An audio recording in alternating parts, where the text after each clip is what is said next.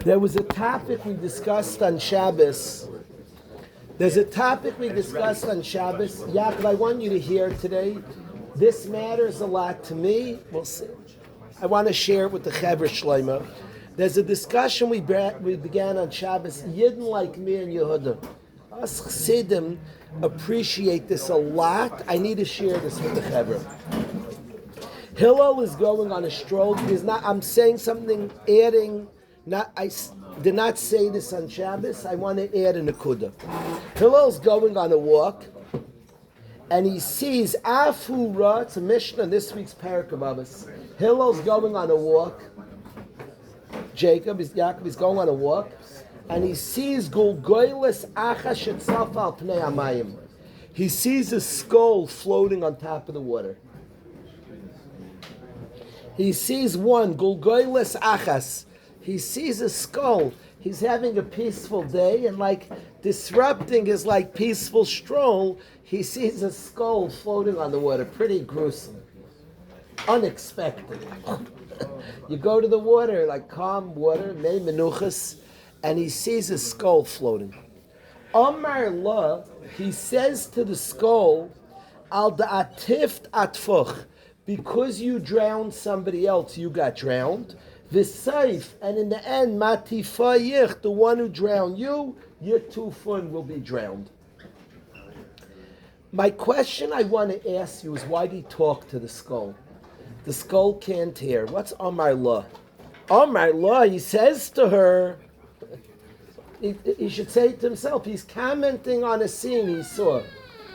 What's Amar La? He says to the skull. What's Pshat? Strange Mishnah. Does he talk to the skull? Strange. He says, skull, I want to tell you something. Why do he talk to the skull? And the Mishnah is saying something. Amar La. He says to her, al da'atif ratfuch, because you drowned, you got drowned. V'sayf matifayich yitufun, and the end, the one who drowned you will be drowned. This is what he says to the skull. Excuse me. The skull's not listening, it's a skull. It's not. Why does he talk? Torah is very exact. Hashem is saying something to me and you, Yaakov. Why did Hillel, he's on pictures, a person, he says to her. So I want to tell you how us Hasidim, I believe, this is how I understand the Mishnah. If the Chevra, I want to say like this, things we experience are talking to us, and people who are sensitive hear it talk to us. Hillel was spoken to and he speaks back.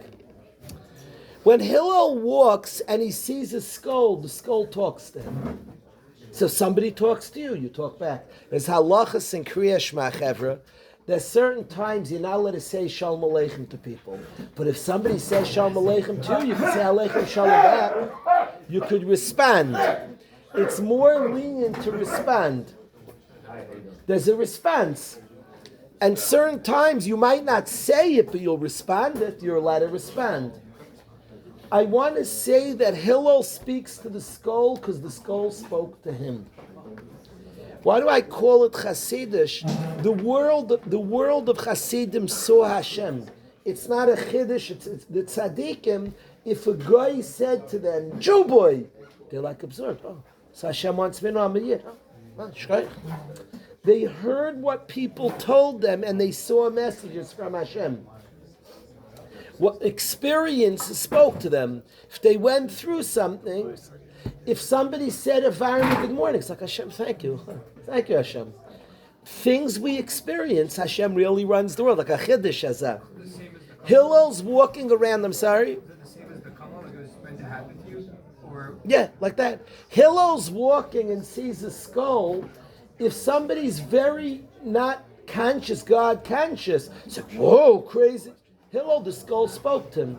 Amar Allah, he says back, you're like talking to me. The skull talks to him and he talks back. It says something. And there's a conversation. Amar Allah, he says to her, because events talk to him. So he says back. Now, what did the skull tell him? The skull said to him that there are people, somebody drowned me, somebody beat me up. Hashem showed him that. So he said back to her, well, you drowned somebody else. What goes around comes around. And his experience taught him something. Hillel absorbed from, and he spoke to her because she spoke to him. And I think the Amar La is very much seeing in the experience is alive. It's a live world. It's not a dead world of just coincidences. There's dvar of chayim v'kayamim. There are lebedik of things happening. You see, it's grow. Hashem's something's happening. There's a conversation here. There's a conversation. Hashem's talking, and he responds. Amar Allah, he says back to her. The situations of a person's life are talking to him and speaking to him, to a person who's God conscious, who's alive, who's not just dead. Things are saying something. Now, someone says, "Hey, Hashem, I don't know what you're telling me." Things are talking to us. They're not coincidences. It's the coolest, richest experience that Hillel passes by his skull, and there was a dialogue, there was a conversation. Hillel, amazing what Hillel took from this.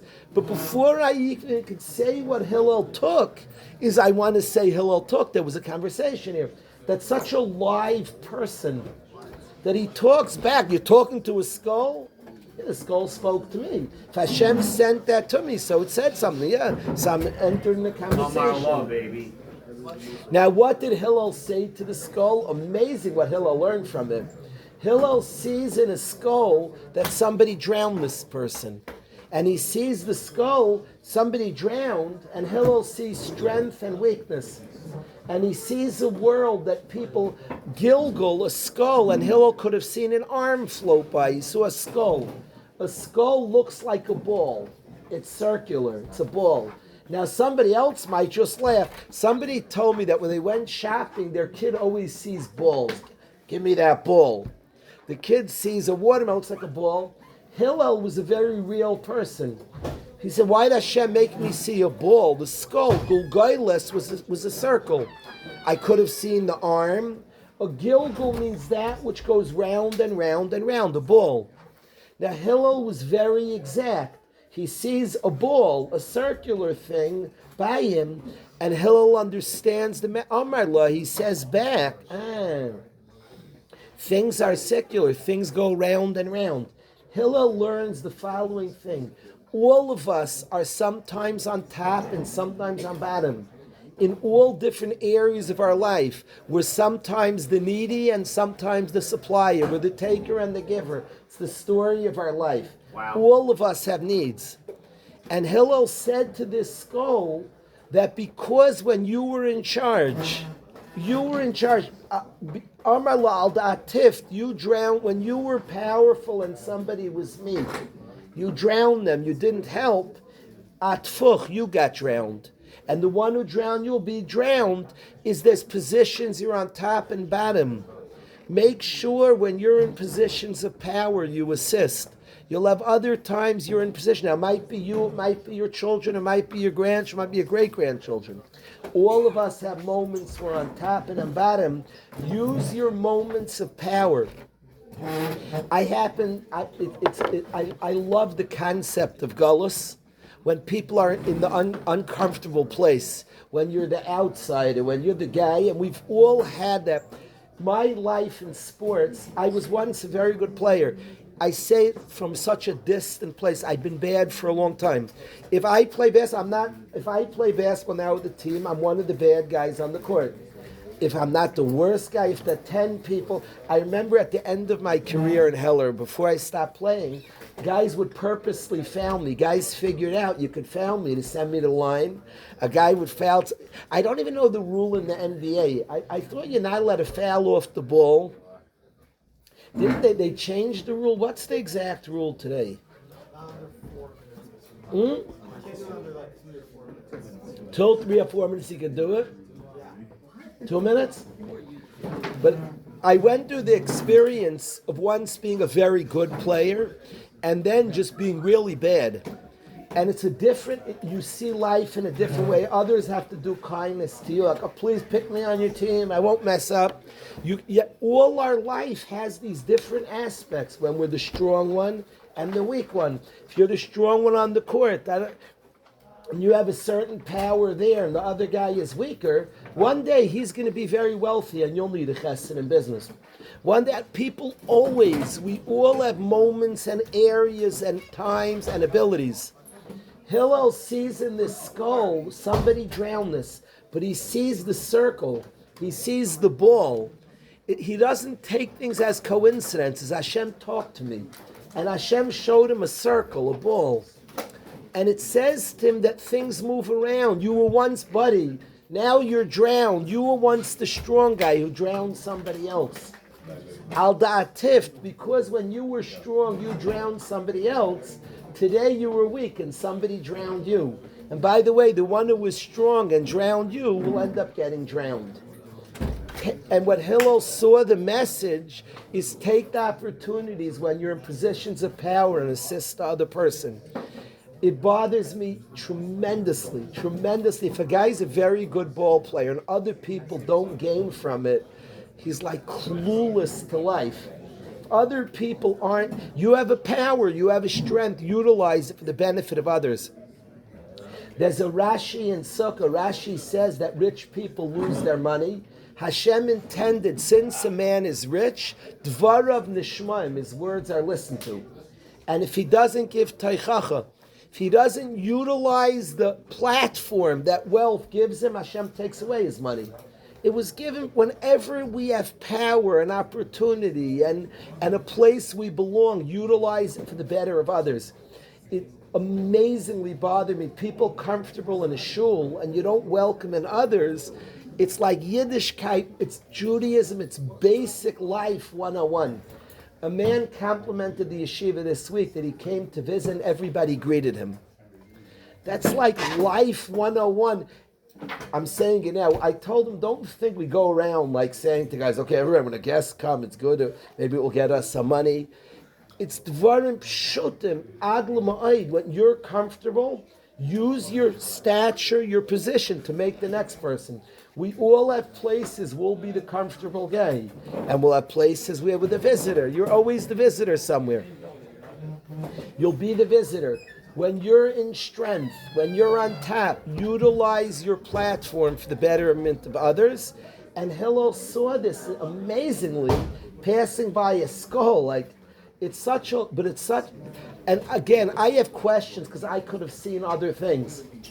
And I wonder, does Hillel have to see this? Was this what he was busy with? It's so interesting to me that this is what he saw.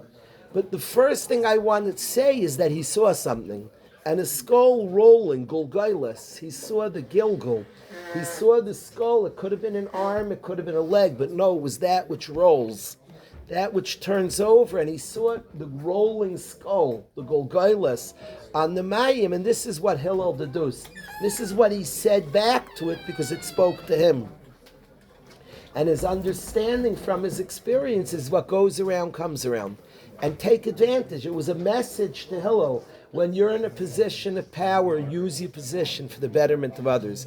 We all have cases where use it to assist others, use it to make others. Whenever you see people who have positions of power who abuse, who knock others, it's such an illness and so silly because they will be needy. They'll be the guy at the bottom. Inevitably, they'll be at the guy at the bottom. A guy from Hatzalah told me that, again, this is a friend of mine said that it's like famous in Hatzalah circles. People knock Hatzalah and then one day they need Hatzalah. Like they're like a lot of, they have like a collection of stories. Somebody like knocks it. Now I can't speak to that. I just don't know. I can speak to that. You're always in different positions. The knocking Hatzalah is like when you're on top and you're like, nah. Then one day you become the guy who needs that salah. That's true of all of our lives. We have cases and times and scenarios that we're in the position of power. Don't become arrogant. Understand that Hashem. Now I want to say something, Yaakov. And this is what I want to say. It will resonate more by the guys here. Really, this is not a Waterbury type shmuz. It's not for Shlei Me'adas. The guy is here to tell a Yaakov Marlos, well, be good when you're in power, because it's a threat. Because one day Hashem's going to get you back. That doesn't work in Waterbury. People, that's not motivating. Even if that's true, so it's just like, because if I patch, I'll get patched, and if I'm good, I'll get good. The guys are shleimei adas. That's not what it's saying. What I want to express, Yehuda, I want to express, that's not how I hear it. In Waterbury, it doesn't fly. The Mesilas Yesharim says, shleimei adas, don't think like that. There's a certain type you need to threaten. If you get patched. This mission is a threat. I think there's a much deeper space. Don't be arrogant. Things are secular, move around. We're all humans. We're similar. Now it's not a virtuous. Well, if you're bad when you're in charge, he might be. Instead, it's just a fear factor. Don't mess that. And there could be such a thing. To me, what hits me, Yehud, has nothing to do with that. It hits me that I'm not the guy with the stuff. When you're in that position, there's an arrogance that becomes, you're in charge. You're the counselor of the bank. This comes the counselor. You know how much arrogance being a counselor can create? Because you're the guy. And you can mamish abuse your whole bank in all ways. You're the counselor. If you actually realize, today I'm the counselor in this, tomorrow, and I all have my areas where he's the counselor. One day he's going to be the doctor. My kid's going to be in his kid's class. It's not the threat, it's the recognition we're all human. And things move around. Hashem puts money. You know how Yidden view money? The rich person, the Chavis Salvabis writes, we see it's a pekadon. Hashem wants to give money. All humans are the same. Then Hashem puts the money by him and says, no, it's a pekadon by Hashem. We don't view it. It's dangerous. If you're the counselor, you become arrogant. I'm the counselor, he's the king. A guy applies to the yeshiva. So you know how arrogant you could become? He needs you. Could I come? Could I get in? He's like telling you, you're in charge. Me and you are exact same dude. Tomorrow I'll come to you. The Gilgal, the fact that things move around, is not a threat. Be nice to him, because then it could come. It's a reminder that we're all human. We're in the same boat together. In a certain position, in a certain way, Hashem puts. Could you imagine, Rabbi say? This is the picture, how I think, Yaakov, this is the picture, watching a yeshiva. If we give one bacher all the mattresses, and your job's to give out the mattress to everybody. Another guy is all the sheets, you give out all the sheets. Another guy owns all the basketballs. Every guy gets one zach in the yeshiva. Would anybody become arrogant when they ask you for the mattresses? Like, no, I have the mattress, you have the... That's what the pasuk's saying. That's how we view the human condition. Hashem puts things around. Beseder, he put the money by you. And Beseder, and he put this by him, and this by... We all, Barei Nefashos Rabbis V'Chesroinon. The Chassidish Pshat is Hashem created many people V'Chesroinon, and their lackings. He created us lacking. The Pashup Pshat is he created the things we need. But the Chassidish Pshat is he created us missing. We're all human. We're all human. Stop being arrogant by that which you have. You have and you don't have, like every other human being. Stop being arrogant when you're the counselor. You have something they don't have to say there, and they have something you don't have. So now share. So now use what you have for him. I don't think it's a threat.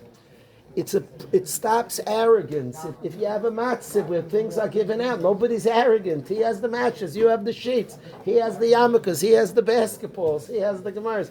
Beseder, so let's spread it out a little over here.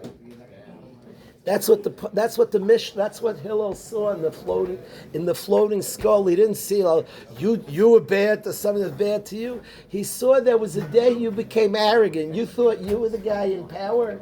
But the next day somebody else was in power. He saw a world that we're all humans. We're all equal humans. And you have times you're in charge, at times he's in charge. It's a Gilgal. So don't take the things you're in charge. The counselor, how many people have become arrogant? To me, a counselor drives by and he's driving. How do you not give rides till you have a golf cart? I don't know what to do about it. You're the golf cart? Don't become arrogant. Say that you have a golf cart, so you were given that. Don't become arrogant in your positions. And everybody, this is not to put down human beings. It's not to put down human beings. It's not to put down human beings. So we're all just It's to proudly be human and to sell. Human is beautiful. He's human. It's not to say we're wonderful, we're needy, we're human. It's beautiful to be human. We're reliant on Hashem, and He gives gifts. He spreads it around, and our job is to share. This is not a rip on a person. I'm not like, we're all awesome and amazing. Just understand, you're needy, he's needy. Okay, in this case, you found the case where he needs you, you need him, we need each other. That's what I think Hillel saw in the floating skull yank. You know what I'm saying, yeah? Rabbi Kalish, it's so dangerous. How do you keep the quorum in schools then? How do you... One question at a time. It's so dangerous. Rav Johnny, I love you. Welcome home, Rav Johnny. We needed you, Rav Johnny. He just quoted Rav Johnny to me. He said that shot in Afura, that even he saw the mission report says Malcolm Shane he's dealing with doing and the Amar Law, but he's still listening to what he said. That's cool. I was wondering the Afura. I didn't have pshat. Nice pshat, beautiful pshat. Even though he did, but he's still listening to what I like that pshat a lot.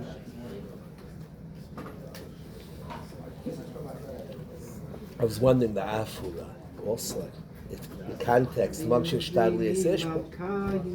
As you hear what I'm saying? Yeah. Yeah. I think there's a truth to what I'm saying. I wanna really share with the guys. It's funny. I push guys. I don't always like bringing things practical. I think that's mitzvah saying, and I like ideas. I like studying ideas. So I don't know if I want to bring it so practical. But I know that I've seen people in position of power become in. I've seen it in my life. I have seen more people are nice, and all of a sudden they get power and it corrupts them, it turns them arrogant.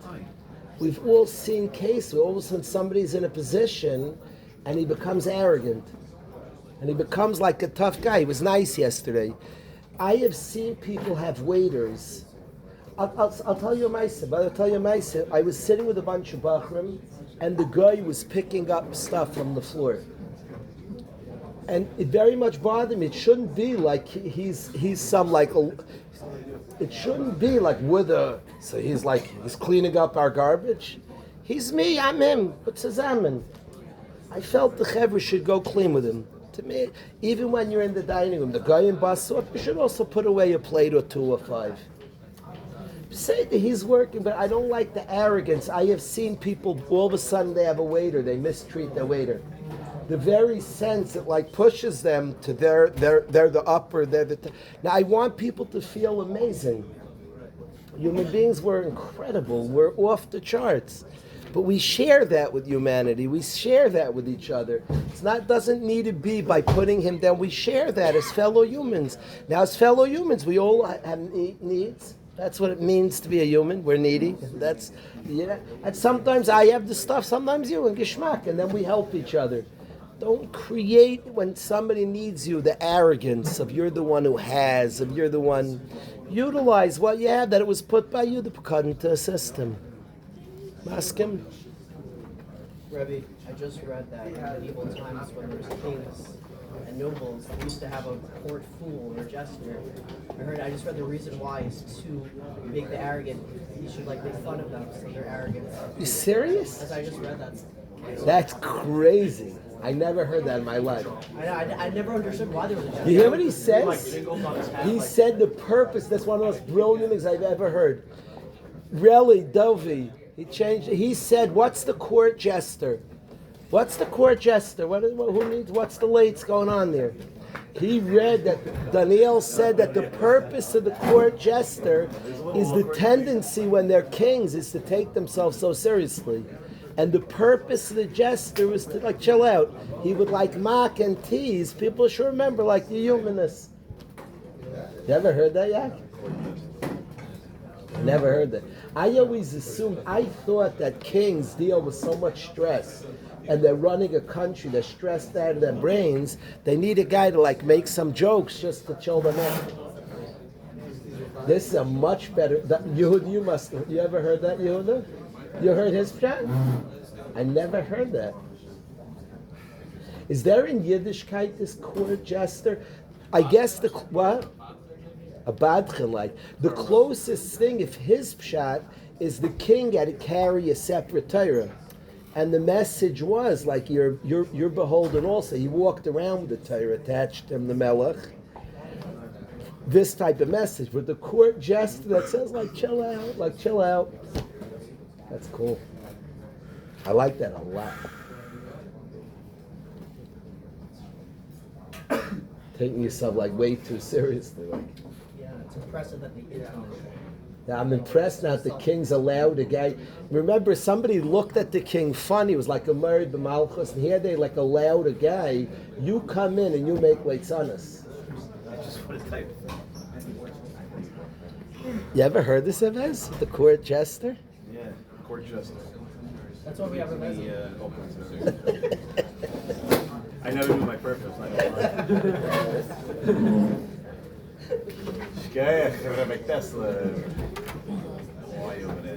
I recently had another pshat in the court jester.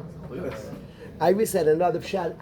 I wasn't coming from court. There was something I'll tell you in a minute.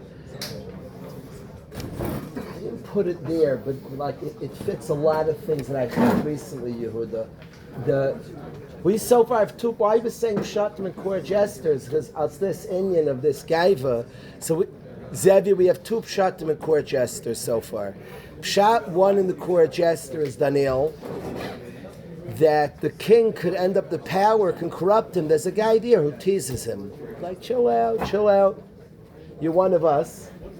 I always thought the Court Jester, he deals with such serious things, just to keep the atmosphere normal. Yehuda, I figured something out for myself, and I've said this a lot recently.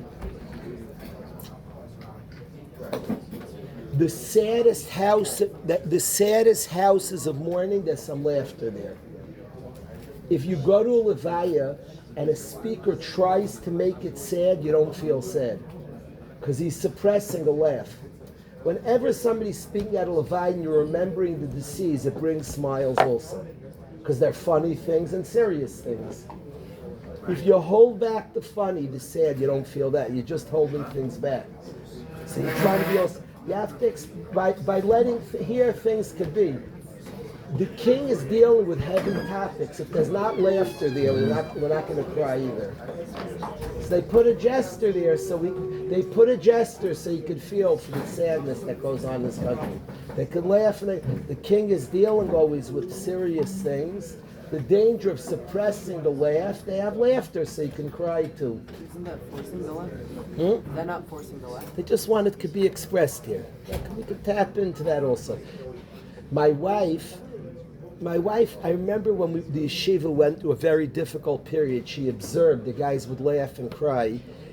When we were in the Beis HaKfaris after Nachum Einhorn's Levaya, I believe Johnny was there. We were there for hours, Johnny. There was laughter and crying. We were talking about him, remembering if you only have cry, you don't cry. If there's room and space, well, maybe the jester can make room for more things.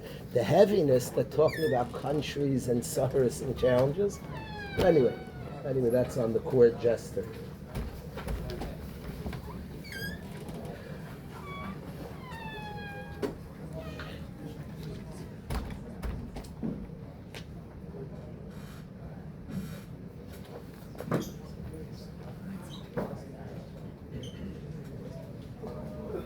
Rabbi not talk a lot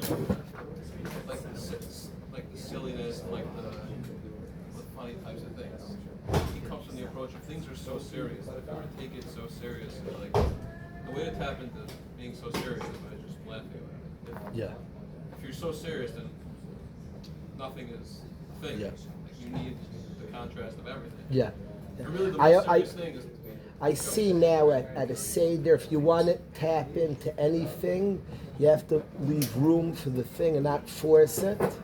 And you make room by welcoming and different feelings. Yeah. That's why the Lebedeker kid saves the Seder. These are all just truth. They're truth. He makes it. Oh. Yeah, no question about it.